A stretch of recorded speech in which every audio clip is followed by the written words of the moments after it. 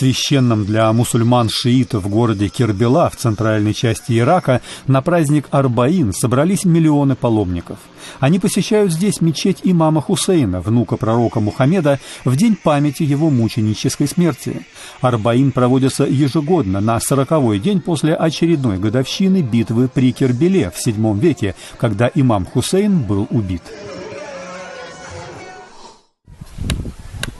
Во временных лагерях в регионе Бамарни, что в иракском Курдистане на севере Ирака, проживают тысячи беженцев, вынужденных покинуть свои дома из-за прихода боевиков организации «Исламское государство».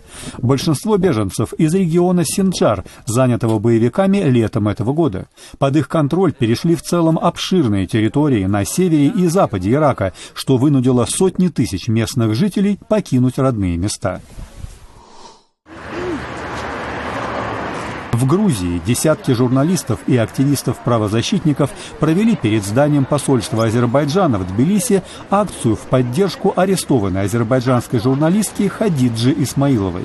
Они были одеты в тенниски с портретами гражданских активистов и журналистов, находящихся в заключении в Азербайджане, и тщетно пытались передать свою петицию сотрудникам посольства.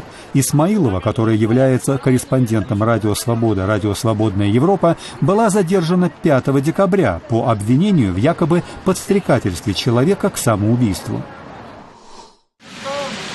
Перед зданием посольства Азербайджана в столице Молдавии Кишиневе также прошла акция журналистов и гражданских активистов в поддержку Хадиджи Исмаиловой.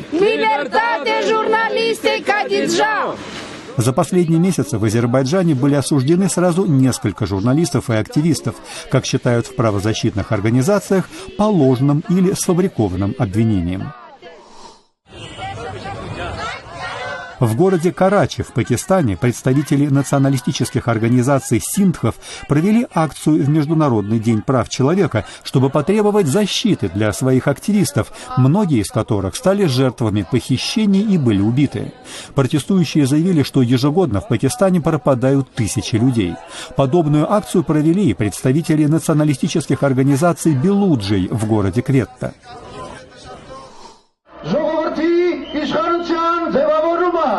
В Армении тысячи сторонников трех основных оппозиционных партий, включая Армянский национальный конгресс, провели ежегодный марш по центру Еревана.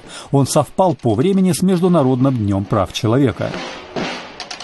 Участники шествия скандировали антиправительственные лозунги «Свободная, независимая Армения» и «Президент, уходи», а также пообещали властям и дальнейшие свои протестные акции.